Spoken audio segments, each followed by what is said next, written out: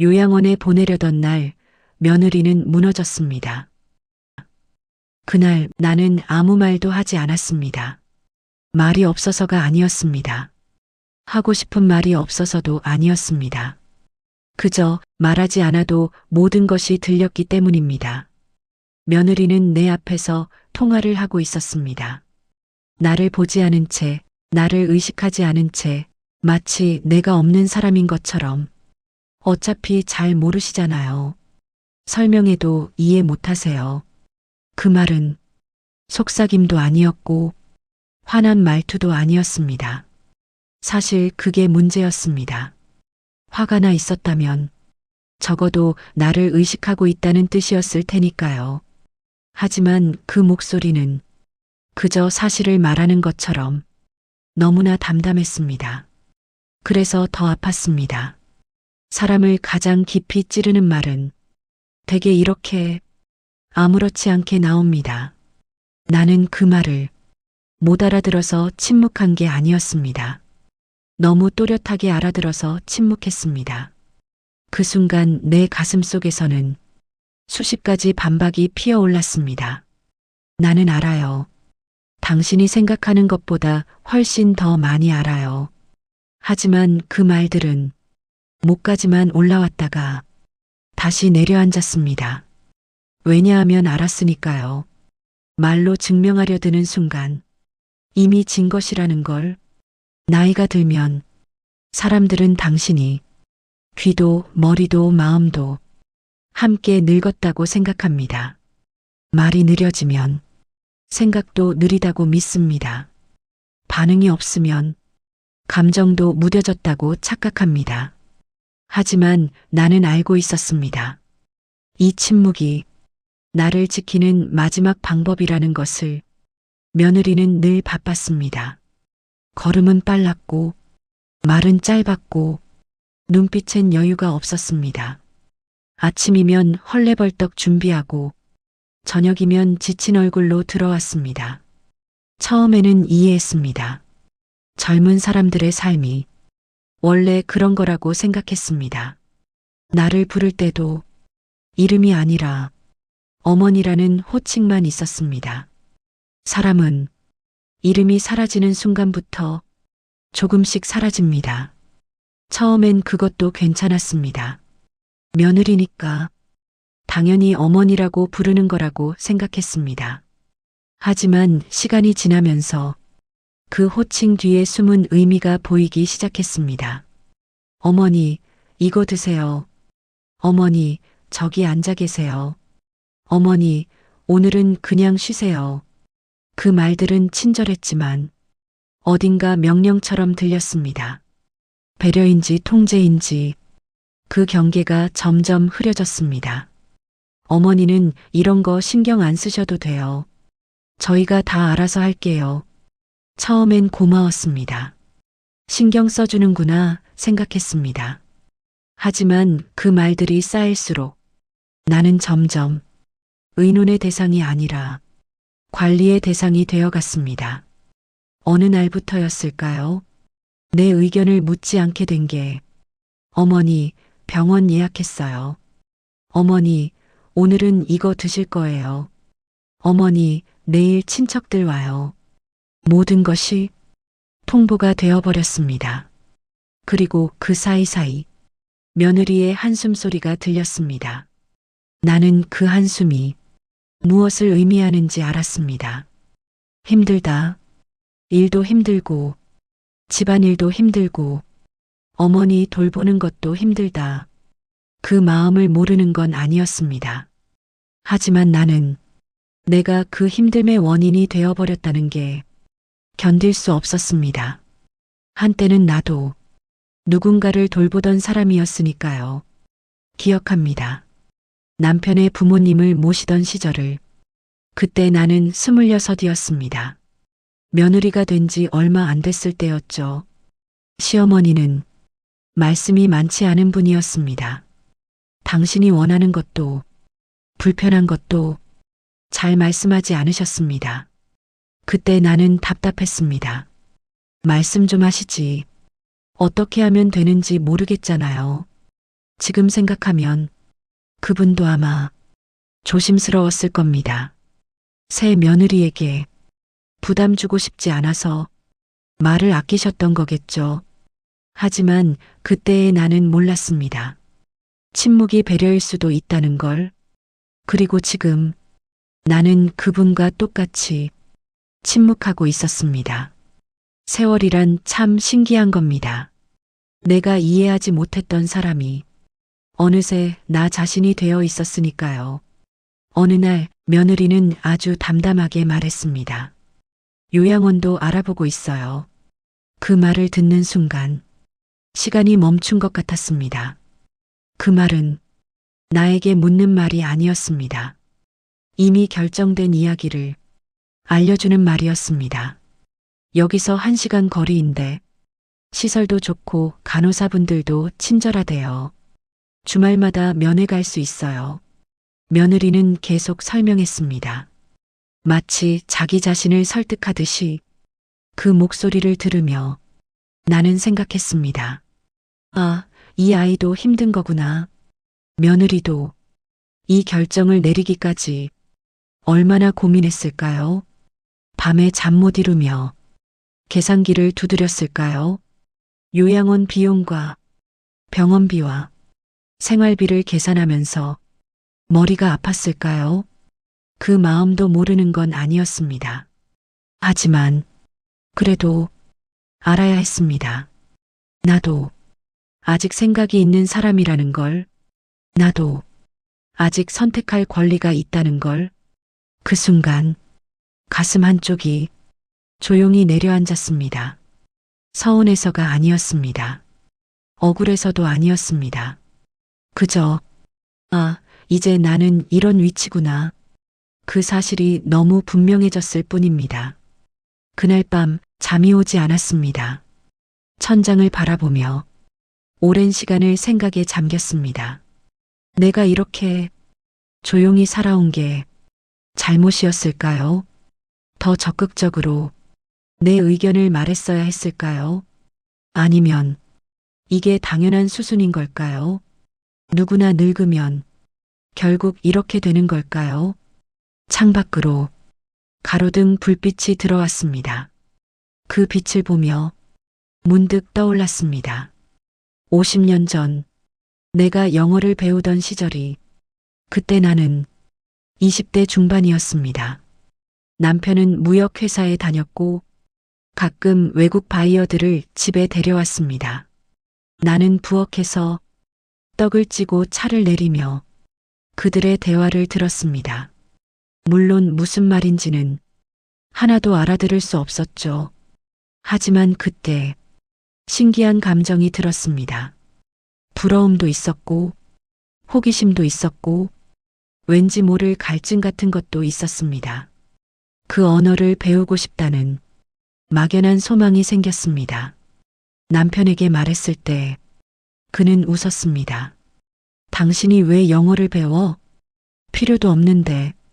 시어머니도 고개를 저으셨습니다. 며느리가 무슨 영어 공부, 집안일이나 잘하면 되지. 하지만 나는 포기하지 않았습니다. 동네 교회에서 무료로 영어를 가르친다는 소식을 듣고 매주 화요일마다 몰래 다녔습니다. 아이들 유치원 보내고 시장 보기 전 그 1시간이 내 일주일의 전부였습니다. 알파벳부터 시작했습니다. A, B, C, D. 처음엔 혀가 잘 안 돌아갔습니다. A과 L의 차이도 구분이 안 됐습니다. 하지만 조금씩 말이 입에 붙기 시작했습니다. Good morning. How are you? Nice to meet you. 간단한 문장들이었지만 그 말들을 할 때마다 묘한 자유로움이 느껴졌습니다. 마치 내 안에 또 다른 내가 있는 것 같았습니다.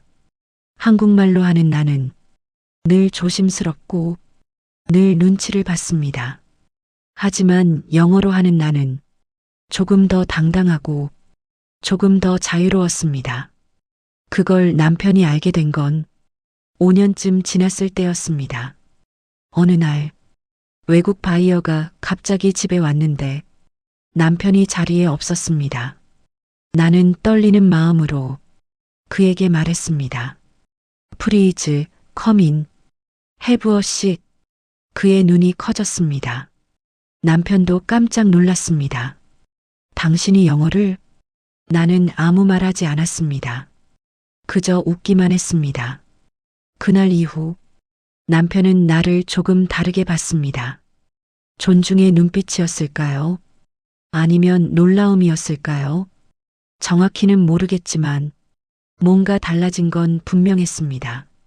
하지만 세월이 흐르고 남편이 세상을 떠나고 아이들이 자라서 나가고 나는 다시 침묵하는 사람이 되었습니다.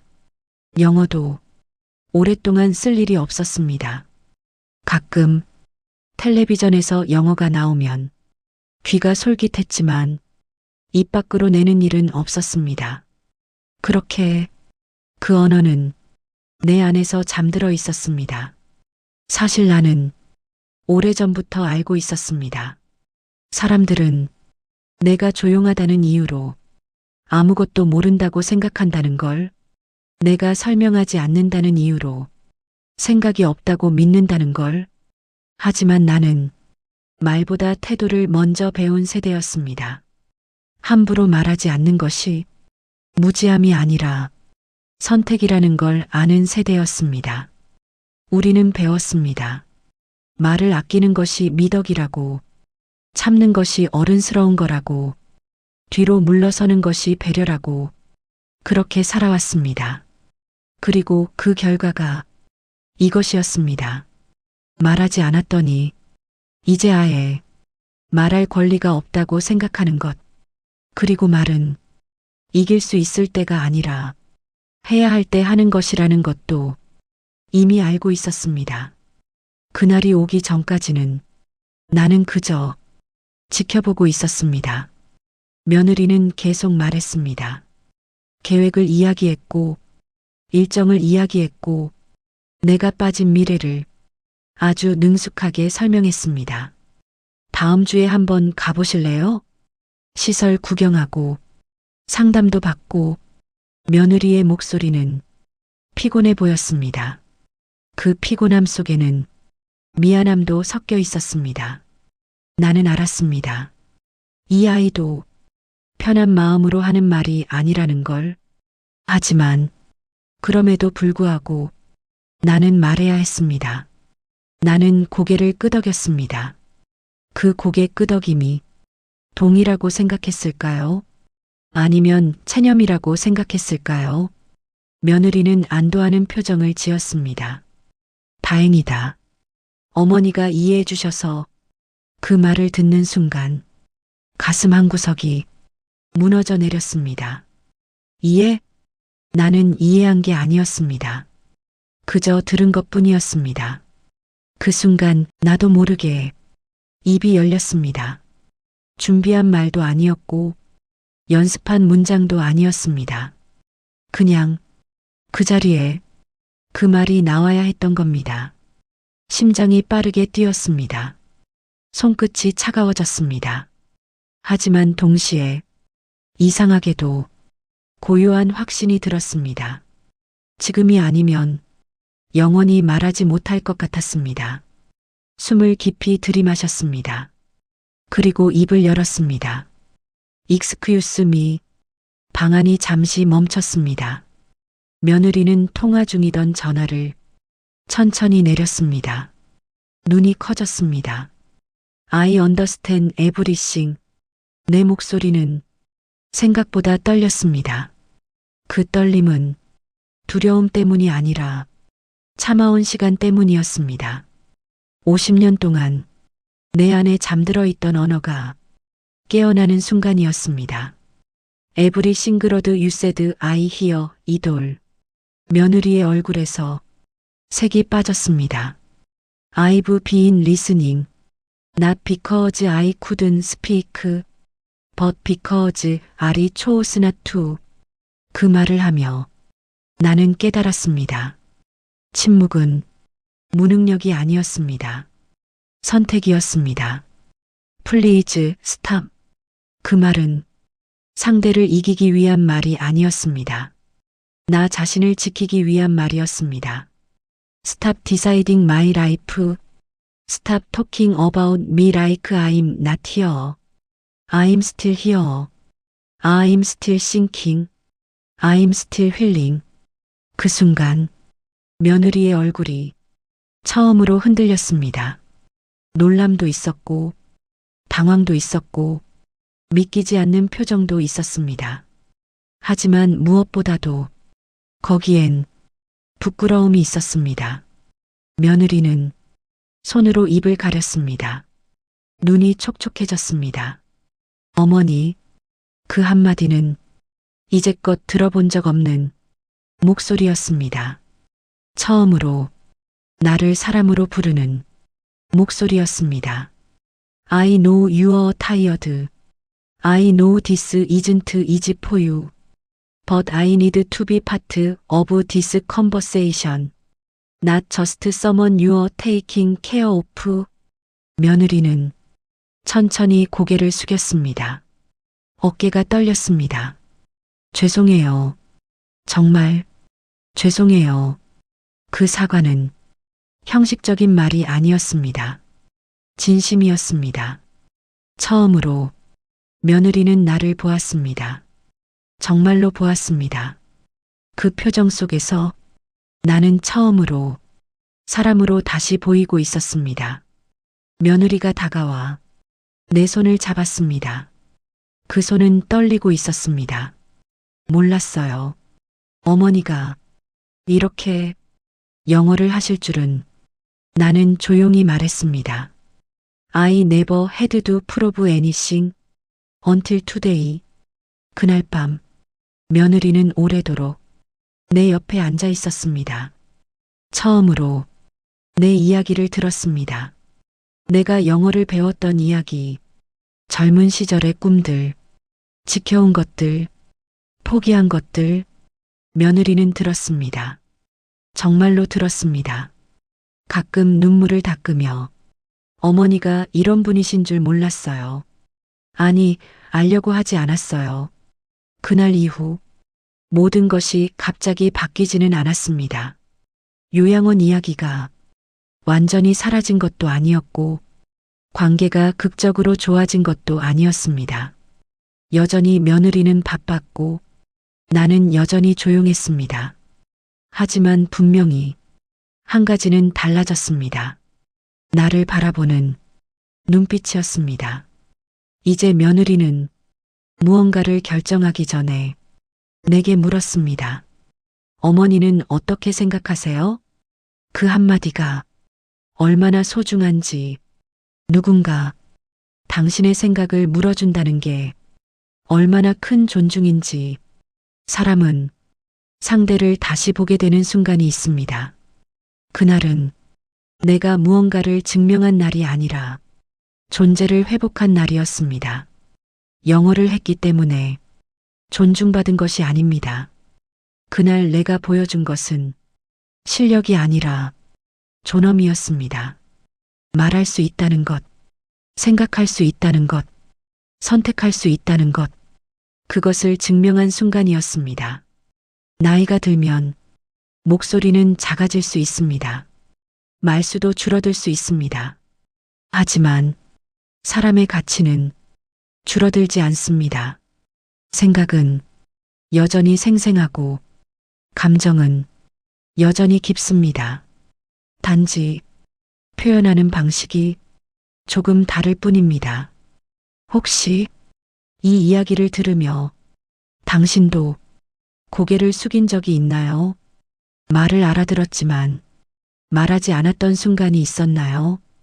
그 침묵은 약함이 아닙니다. 그건 당신이 아직 사람을 포기하지 않았다는 증거일지도 모릅니다. 하지만 때로는 침묵을 깨야 할 때도 있습니다.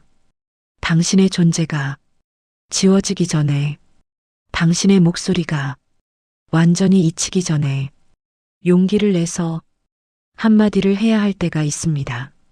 그 한마디가 세상을 바꾸지는 못해도 적어도 당신 자신은 지킬 수 있으니까요. 이 영상을 보는 당신에게 묻고 싶습니다. 당신은 언제 마지막으로 존중받고 있다고 느꼈나요? 그리고 누군가를 존중하지 않은 적은 없나요? 가족이라는 이유로, 나이가 많다는 이유로, 말이 없다는 이유로, 혹시 누군가를 그냥 관리하고 있지는 않나요? 이야기가 마음에 남았다면 댓글로 당신의 경험을 남겨주세요. 말하지 못했던 순간, 참아냈던 순간, 혹은 뒤늦게라도 자신을 지켜낸 순간을, 당신의 이야기가 누군가에게는 오늘을 버틸 이유가 될지도 모릅니다. 나는 그날 이후에도 많은 말을 하지 않습니다. 여전히 조용히 살고 있습니다. 하지만 이제는 압니다. 침묵에도 존엄이 깃들 수 있다는 것을, 그리고 필요할 때는 그 침묵을 깨뜨릴 용기가 나에게 있다는 것을, 당신에게도 그 용기가 있습니다. 잊지 마세요. 당신은 여전히 소중한 사람입니다.